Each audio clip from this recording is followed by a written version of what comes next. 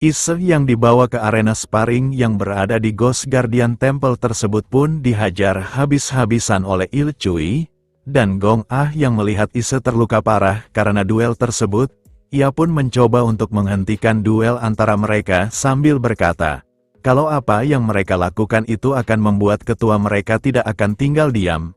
Namun Il Cui berkata kepada Gong Ah yang dihadang oleh Wol Jang dan Gu Geol di belakangnya itu, kalau dengan alasannya hanya bertarung untuk sparring saja.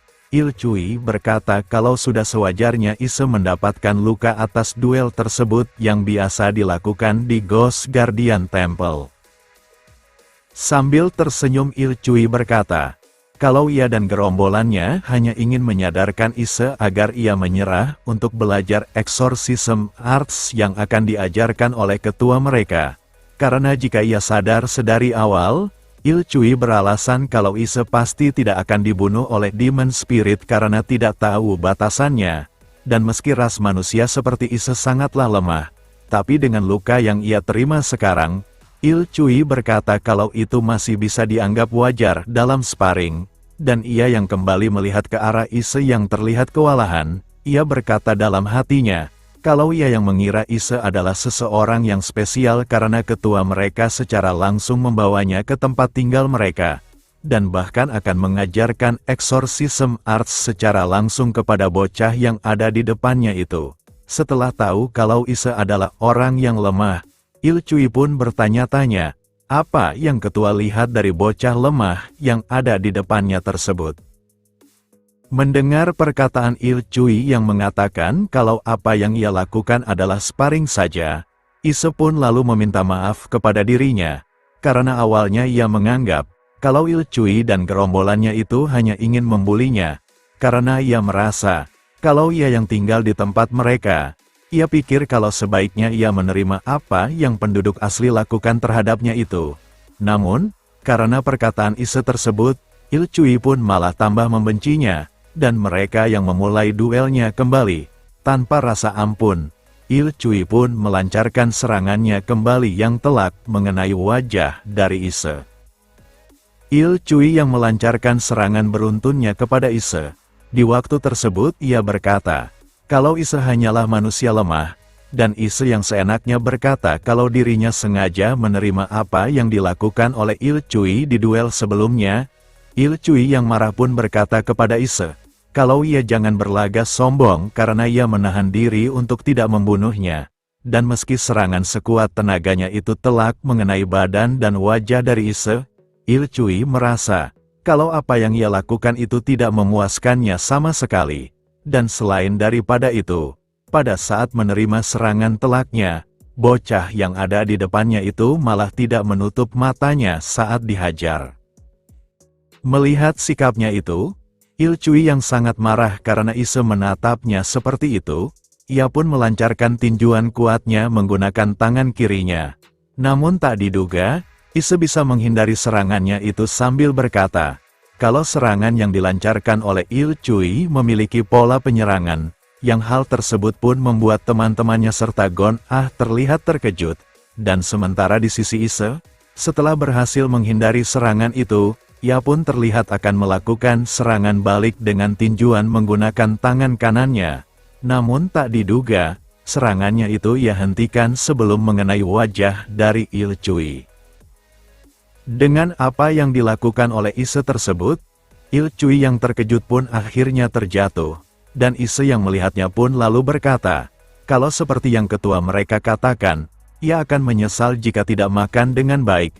Dan Ise yang tahu kalau lawan duelnya itu bernama Gong Il Cui, ia pun meneruskan perkataannya dengan mengatakan, kalau meski ia terlihat sangat lemah, Ise berkata kalau ia lebih suka jika Il Cui tidak menahan diri, karena Demon Spirit yang telah dan nanti akan ia lawan tidak akan menunjukkan rasa belas kasihan, dan mengajak Il Cui untuk sparring kembali di lain waktu dengan mengeluarkan kemampuan sesungguhnya.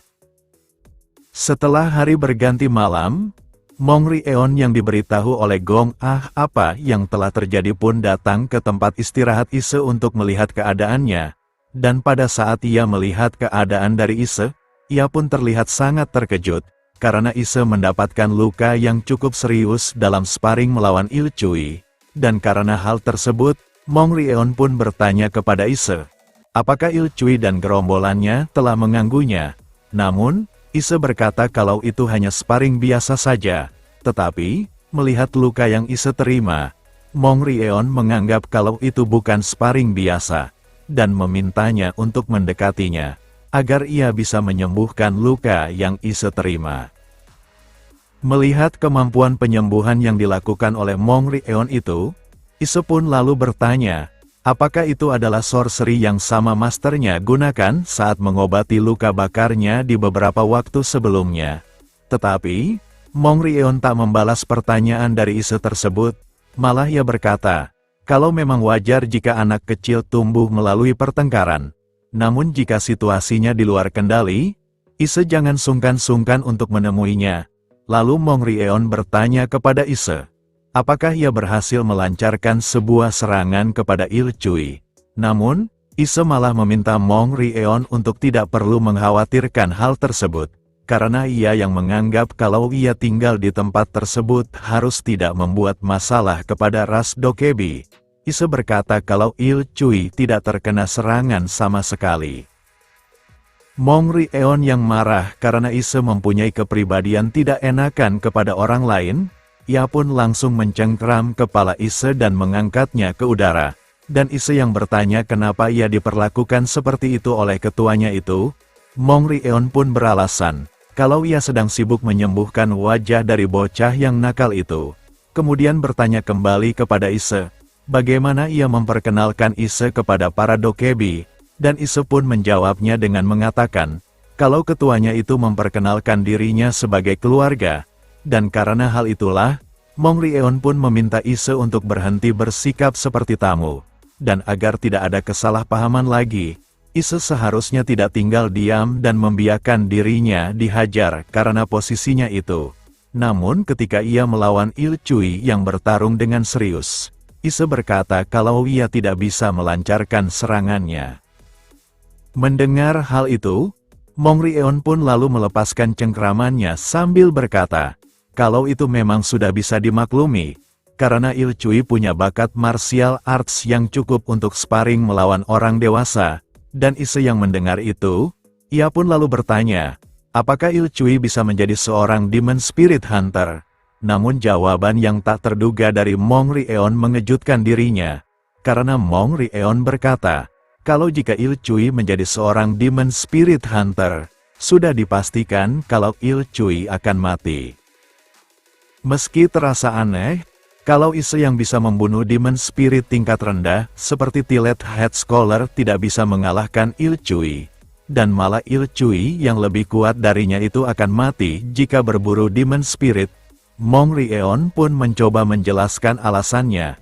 Kalau Exorcism Arts bukan hanya tentang kekuatan saja, karena seperti cara Ise membunuh Tiled Head Scholar dengan memanfaatkan kelemahan dari Demon Spirit tersebut, seorang ahli Exorcism Arts juga membutuhkan informasi untuk menang, dan karena hal itulah, Il Cui yang kurang pengetahuan sastra tersebut, Mong Rieon berkata, kalau Il Cui akan mati jika dia berhadapan dengan spirit demon yang lebih kuat, sedangkan dibandingkan dengan Ise yang kekurangan kekuatan martial arts, jika di dalam kondisinya yang sekarang, Mong Rieon juga berkata kalau ia akan mengalami hal yang sama seperti Il Cui jika ia tidak bisa mengandalkan keberuntungannya itu.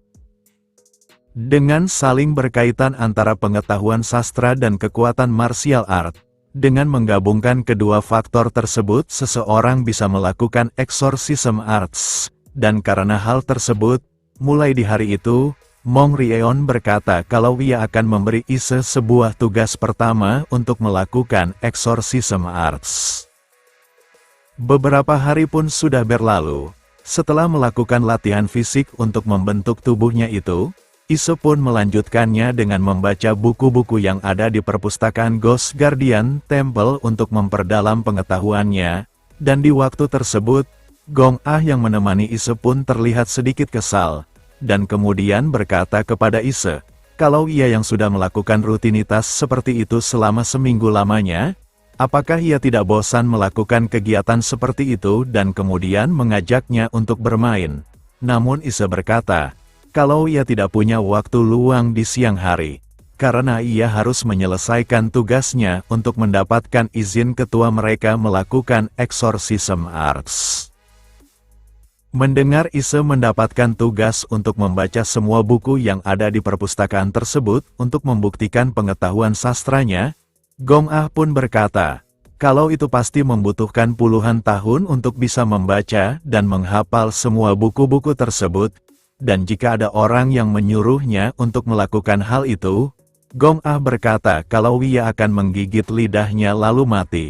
Tapi Ise berkata kalau ia tidak mempermasalahkan hal tersebut, karena sedari awal ia sudah suka membaca, dan Gong Ah yang baru ingat, kalau Ise juga berlatih untuk memperkuat tubuh dan teknik bertarungnya, kenapa ia bisa mendapatkan luka dari tubuhnya itu?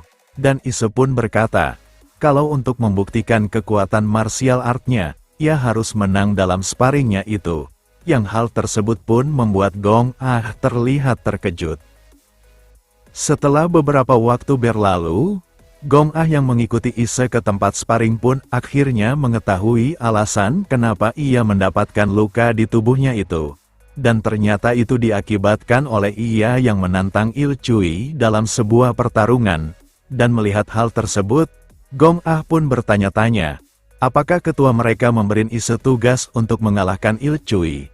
Dan karena Ise yang sebagai ras manusia melawan Il Cui yang sebagai ras dokebi, Gong Ah pun merasa kalau tidak mungkin Ise bisa mengalahkan Il Cui. Karena ras dokebi sedari awal sudah diberkahi kekuatan murni. Di sisi Ise dan Il Cui yang sedang melakukan sparring, Il Cui yang marah karena Ise terus saja mengajaknya untuk berduel pun berkata kalau ia tidak ingin berduel dengan orang lemah seperti dirinya. Tetapi karena Ise terus mengotot ingin terus berduel untuk mengasah martial arts-nya itu, Il Cui yang marah pun lalu menghentakkan kakinya itu yang mengakibatkan ring dari arena sparring hancur. Dan dengan tatapannya yang tajam ia berkata kepada Ise, kalau selama ini ia sudah menahan diri yang membuat Ise mungkin berpikir dirinya sedang bercanda. Jika Ise menantangnya lagi, Il Cui berkata kalau ia akan mematahkan tulangnya itu. Mendengar perkataan dari Il Cui tersebut, Gong Ah pun lalu muncul di antara mereka sambil berkata kepada Il Cui, kalau ia harus berhenti menakuti adiknya itu, dan melihat Ise hanya bisa bersembunyi di balik seorang gadis. Il Cui berkata kalau Ise benar-benar orang yang hina, namun Ise dengan santai berkata, kalau ia tidak menyalahkan Il Cui jika tulangnya patah di saat sparring di kemudian hari, dan malah dengan lantang mengajaknya untuk berduel kembali. Yang hal tersebut pun membuat Il Cui tak habis pikir. Bagaimana ada orang segila itu setelah diintimidasi seperti itu? Di hari-hari selanjutnya, bahkan setelah mendapatkan peringatan seperti itu, Ise kembali menantang Il Cui dalam sebuah duel setiap harinya. Dan di dalam duel tersebut, Il Cui pun bertanya-tanya, kenapa Ise terus mengabaikan peringatannya? Karena sebenarnya, Il Cui berkata kalau ia tidak bisa mematahkan tulangnya itu, dan meski Ise tidak bisa melancarkan sebuah serangannya kepada dirinya, tapi kenapa Ise tidak menyerah saja soal duel dengannya itu? Dengan Il Cui yang menganggap Ise tidak mempunyai bakat sama sekali, ia pun berharap kalau Ise seharusnya enyah saja, karena tidak mungkin ras manusia bisa mengalahkan ras dokebi seperti dirinya. Hari demi hari pun terus berlalu.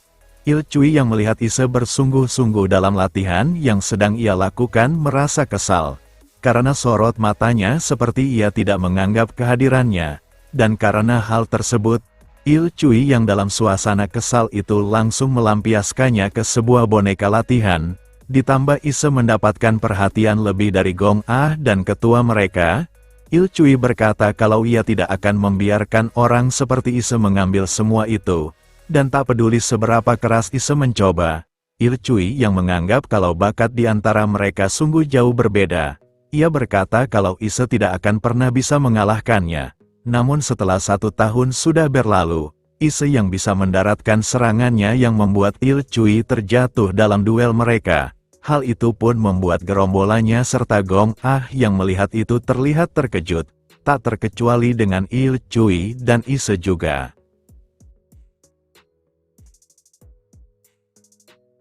Next, kita lanjut di part selanjutnya. Terima kasih.